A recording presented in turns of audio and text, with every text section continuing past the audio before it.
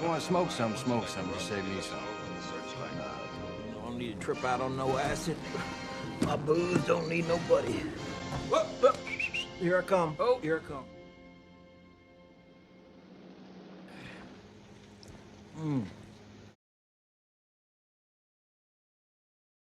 Once Upon a Time in Hollywood is a whole other movie when you start questioning the director's intentions behind it. It has without question the skill and vision of a very experienced filmmaker. You can really see how much passion and craftsmanship went into this. To me, this movie is a result of everyone behind the screen doing their absolute best. However, there is something that struck me the first time, and now even more so after seeing it again. I'm not talking about the length, the lack of events or anything technically. I'm talking about its central subject matter, Sharon Tate, and how the movie reinvented her passing. Although this isn't necessarily the only thing this movie is about, put in mind that basically everything that happens plays out over this tragedy. After thinking about it for a long time, I've come to the conclusion that this movie failed almost completely in what it was trying to achieve with her.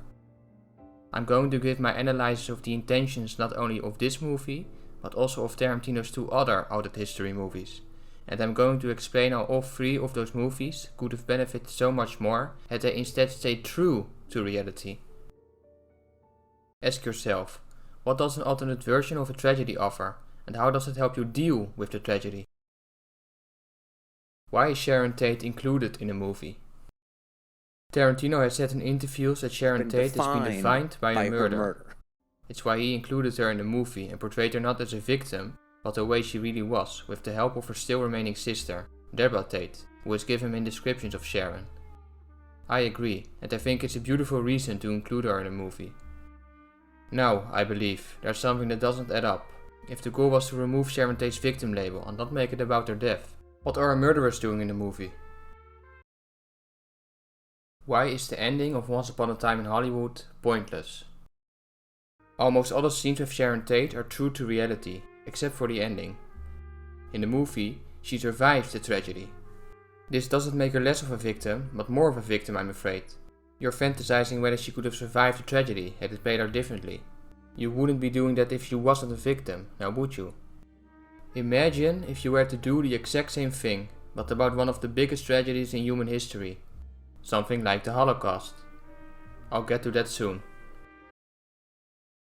How is Django Unchained similar to Once Upon a Time in Hollywood? I can't speak in it because I'm not going to see it.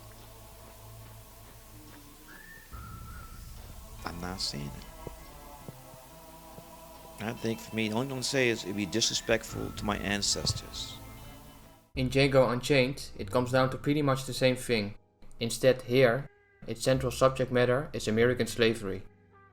Tarantino has said in interviews that he wants people to deal with the subject more, which would lead to the beginning of healing. I mean, I think people need to look at things like this. I mean, I actually think that would be the beginning of healing, if people dealt with it more, you know. He took the same approach here as he did with Inglourious Basterds. He believed the best choice was to tell the story not in a truthful way, but in an alternate way for the most part. He also wanted it to be heroic. It's why the movie's protagonist, Django, is a slave turned bounty hunter who takes revenge against its slave owners to rescue his still slave wife. This makes for a good movie, but not for a good movie about American slavery. Dealing and healing, as Tarantino was talking about, can only be done a certain way. Certainly not by thinking how it could have happened differently. That's just wishful thinking. Someone like Django couldn't possibly exist back then. Dealing with American slavery is dealing with American slavery as how it really was. Of course, you're never going to be 100% historically correct. You can't be. But how defining American slavery was is unmistakable. So was the brutality of it.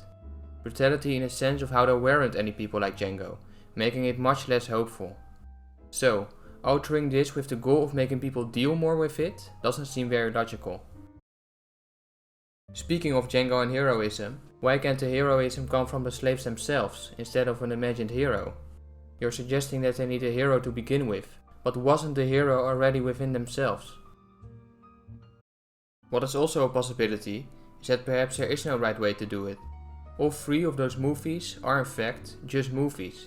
It's up to you to define what they mean for you. In my view, and I can only speak for myself, they are not about what they are. For the most part, they are fairy tales. Tarantino has always been honest about his characters and has said they are made up, but if they'd happened to be real, they would have changed the most defining moments of history as we know it. Either way, 2 of those movies only reach half of their goal, which was making people deal with these subjects more. I say half because some scenes are true to reality, and therefore offer something. Dealing with truth is dealing with truth, not some reimagined version of it. The last movie wanted to honor the memory of a victim without portraying her as one, but ends up doing the exact opposite, victimizing her. Who is it, Jay? It's okay, honey. It's a friend of Terry. Those 3 movies aren't without meaning. They're incredibly well made and entertaining. I love them for what they are, but not for what they aren't. It's not the ending of those movies that has meaning, it's the scenes that are true to reality. As it was Tarantino's initial idea, to make people deal more with the Holocaust in Inglourious Basterds, to make people deal more with slavery in Django Unchained, and to give Sharon Tate a voice in Once Upon a Time in Hollywood. That's the best of those movies, the initial idea behind them. The greatest compliment I can give Tarantino as a person is how well spoken he is. There's no other director I know who can explain himself and his movies as explicit as he does. But sometimes his movies contradict his words and intentions. 1858 in Mississippi. And if that's not the case, then they can shut up. It's my job to tell the truth.